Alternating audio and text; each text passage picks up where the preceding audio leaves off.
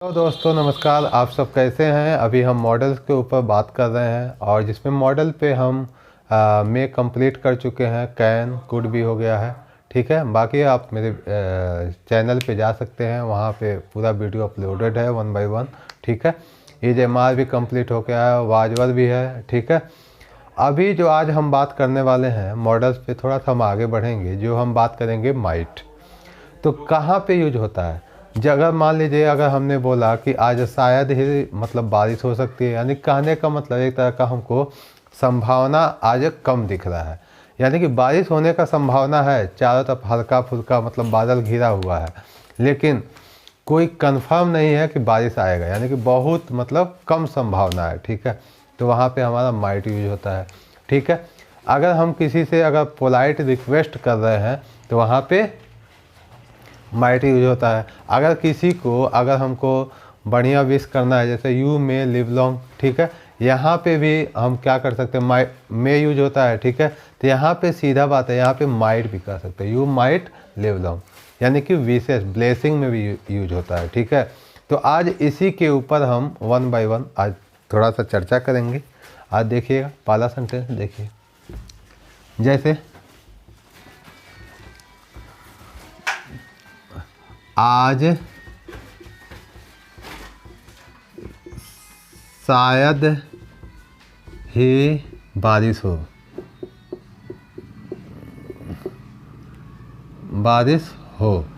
ठीक है। अब क्या होगा, इट माइट रैन टुडे। अब देखिएगा, अगर आज बारिश हो सकती है,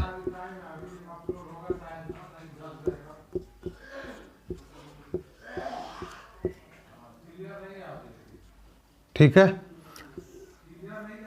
आज बारिश हो सकती है, तो क्या हो जाएगा, इट माइट रेन टुडे।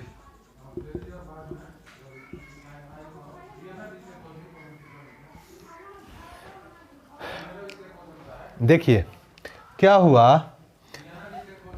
आज शायद ही बारिश हो, तो it might rain today.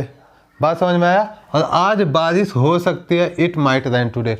Both are the correct, ठीक है। लेकिन दोनों में क्या मतलब ये हो रहा है, जैसे एक तरह का हमारे जो भाव है, जैसे इट माइट रेन टुडे, यार मतलब एक तरह का मौसम जैसे दिख रहा है। हमारे जो भाव है ना कि आज बारिश हो सकती है, यानी कि आज हमको संभावना कम है लेकिन आज बारिश हो सकती है। तो हम इसीलिए हम क्या किए, यहाँ पे शायद ही लगा दिए, ताकि आपकी जो क्लियरिटी है थोड़ा सा और अच्छे से हो जाए। बात समझ में आया कि नहीं आया। अब यहाँ पे आज बारिश हो सकती है, ठीक है। अगर हम ये चीज़ें मैं बोलता तो आप कहते कि भैया लास्ट में आप तो बताए थे सकता है सकती है, तो वहाँ तो कैन लगना चाहिए, लेकिन यहाँ पे पॉसिबिलिटी दिख रहा है। बात समझ में आ गया कि नहीं आ गया। इसीलिए यहाँ पे क्या लगेगा, माइट। बात समझ में आया कि नहीं आया, यानी कि पॉसिबिलिटी है, 15% पॉसिबिलिटी है। अब कैसे बोल सकते हो, देखो बारिश ज़्यादा तो हल्का फुल्का बादल घिरा हुआ है, कंफर्म नहीं है, लेकिन कहीं इधर से बादल आ गए कहीं उधर से बादल आए, यानी कि मौसम तो बारिश वाला बना है, ठीक है। ये नहीं है कि कड़ा धूप है, ये नहीं है। आपका जो मौसम है बारिश वाला बना हुआ है, इस बात का ध्यान रहे, ठीक है। लेकिन हल्का फुल्का मतलब, लेकिन संभावना कम है, ठीक है। तो वहाँ पे माइट लगता है। चले, जैसे वह पास हो सकता है, पास हो सकता है,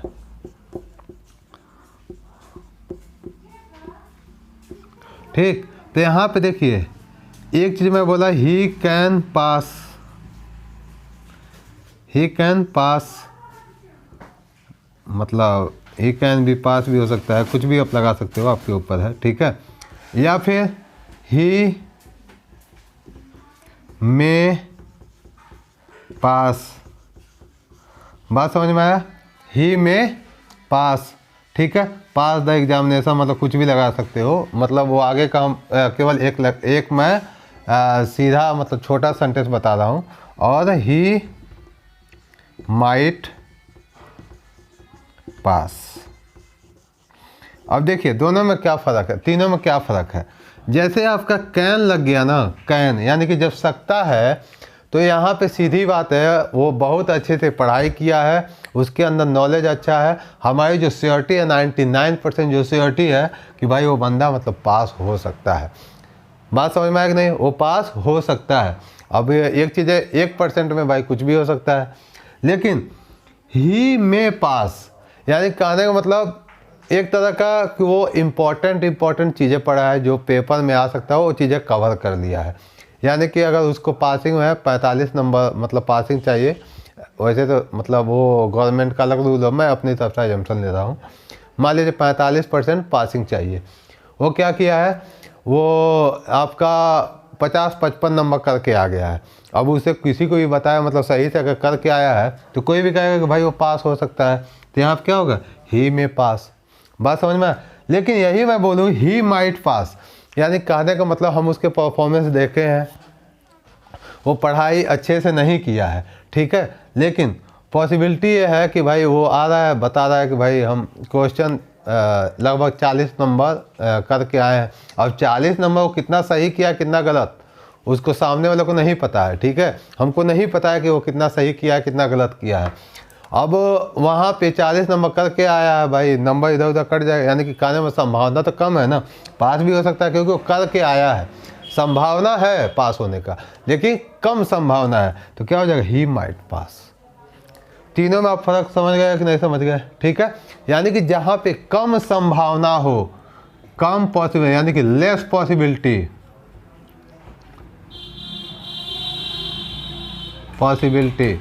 वहाँ पे क्या लग जाएगा, माइट। समझ में आ गया कि नहीं आ गया? चलिए आगे देखिए।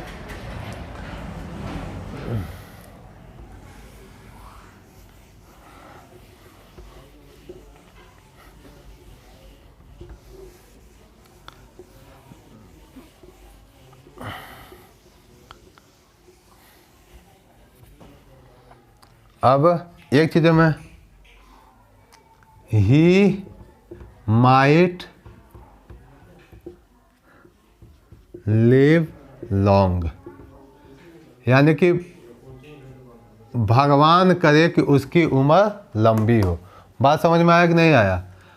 यानी कि कहने का मतलब ये हो गया कि यहाँ पे माइट जो है किसके लिए यूज होता है, सीधी बात है, किसके लिए, वहाँ पे आपका ब्लेसिंग वगैरह के लिए। बात समझ में आया? यानी कि आशीर्वाद दे रहे हो किसी को, जैसे आप किसी सीनियर पर्सन के पास जाते हो, वहाँ पे अगर आप आशीर्वाद लेते हो तो वहाँ पे क्या लगाते हो, माइट। वो सामने वाला बोलता है कि आप मतलब भगवान आपकी लंबी उम्र, यू माइट लिव लॉन्ग, ठीक है। समझ में आ गया कि नहीं आ गया?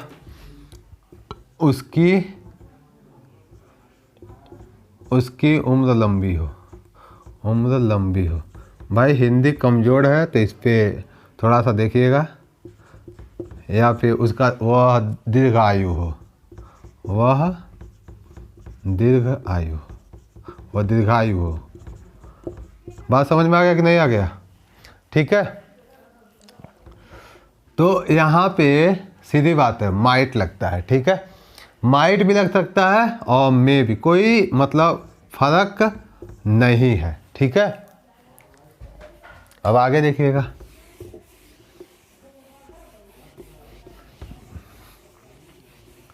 अब एक चीज मैं बोला था कि पोलाइट रिक्वेस्ट, पोलाइट रिक्वेस्ट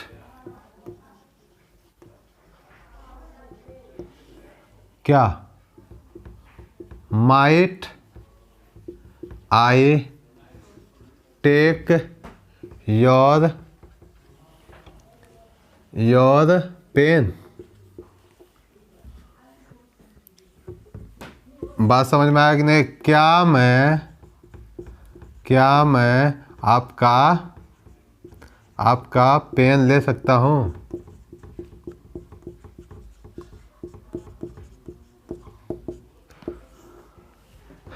क्या मैं आपका पेन ले सकता हूँ? तो यहाँ पे सीधी बात है, यहाँ पे सीधा और साफ एक चीज़ हो रहा है, यहाँ पे पोलाइट रिक्वेस्ट भी यूज हो रहा है। इस बात का देखिएगा, जैसे क्या हो जाएगा। हाँ, एक चीज़ आपको बताना मैं भूल गया, माइट भी क्या है, हाँ क्या है, मॉडल। मॉडल है ना, मॉडल के साथ क्या हो जाता है, सब्जेक्ट प्लस कोई भी ऑक्सिलरी वर्ब, मतलब जो मॉडल वर्ब, जिसको मॉडल वर्ब बोला जाता है, ठीक है, और प्लस वर्ब का कौन सा फॉर्म, वर्ब का बेस फॉर्म प्लस ऑब्जेक्ट। बात समझ में आ गया कि नहीं आ गया, ठीक है। तो इस बात का ध्यान रहे। तो कभी भी आप हिंदी पे मत जाओ कि क्या सेंटेंस लिखा हुआ है, क्योंकि हम इससे पहले जो सेंटेंस पढ़ा रहे थे, क्योंकि आपका बेसिक थोड़ा सा मतलब कमज़ोर था, इसकी वजह से हमको हिंदी लेके चलना पड़ रहा था। लेकिन अब है, हमको थोड़ा सा आगे बढ़ रहे हैं, तो हमको सेंटेंस का भाव हमको समझना बहुत ज़रूरी है कि एक्चुअली में सेंटेंस कह क्या रहा है, ठीक है। तो ये हमारे लिए बहुत ज़्यादा ज़रूरी हो जाता है कि सेंटेंस में एक्चुअली में क्या कहना चाहता है, ठीक है। वही चीज़ है, वहीं पे हमारा क्या मतलब कौन सा सेंटेंस यूज होगा, इसी के ऊपर हमने अच्छे से चीज़ों को हमको समझना है, ठीक है। बात समझ में आ गई कि नहीं आ गई, ठीक है। तो आपका माइट क्लियर हो गया। आप इस पे आप सेंटेंस बना सकते हो।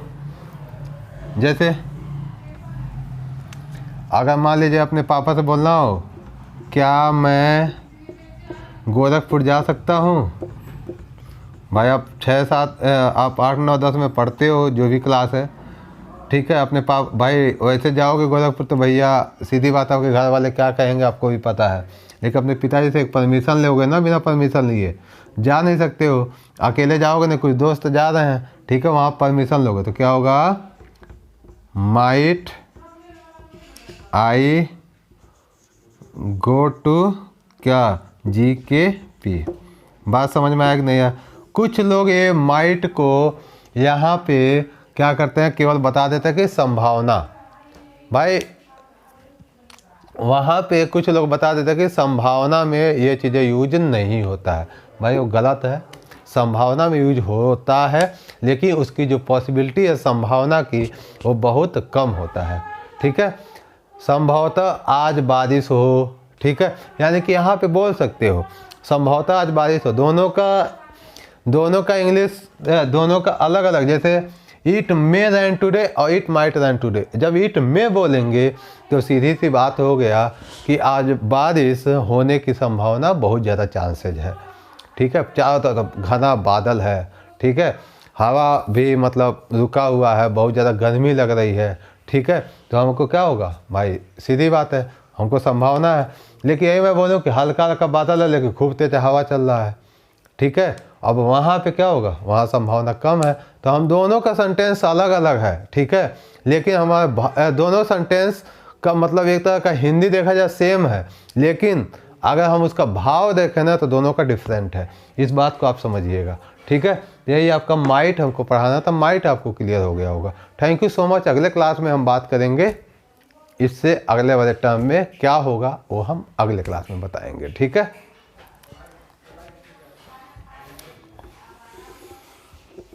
और एक चीज़ आप ज़रा ढूंढ के आइएगा कि क्या डेयर और नीड ये मॉडल है कि नहीं है, क्योंकि लेटेस्ट जो इंग्लिश है, पहले तो ये नहीं था, लेकिन अभी जो लेटेस्ट इंग्लिश है उसमें आ जाता है। एक बार सर्च करके आइएगा एक्चुअली में उसको कहाँ का यूज होता है, नीड और डेयर, ठीक है। इसके अगले क्लास में हम उसी के ऊपर बात करेंगे, ठीक है, या विल सेल पे बात करेंगे, ठीक है। अभी हमारे काफ़ी मतलब चीज़ें छूटा हुआ है, उसके ऊपर हम धीरे धीरे मॉडल जब कंप्लीट हो जाएगा तब हम टेंसेज पे पढ़ाएंगे। टेंस के बाद आपका थोड़ा सा एडवांस ग्रामर के ऊपर आएंगे, ठीक है। जैसे वह टहलते हुए गिर गया, ठीक है, इस टाइप के सेंटेंसेज होता है, ठीक है।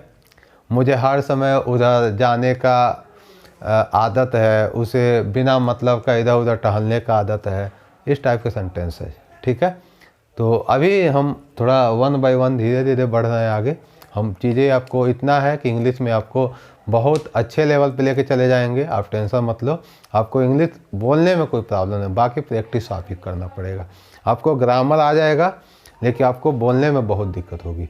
आप हर एक चीज़ सेंटेंस को अच्छे से बना लोगे, लेकिन अगर जब आपको स्पीक करने की बारी आएगी तो वहाँ पे आपको सीधी बात है, वहाँ पे हम ऑनलाइन आपको स्पीकिंग तो थोड़ा सा दिक्कत हो जाता है, इसके लिए 1-to-1 ट्रेनिंग चाहिए।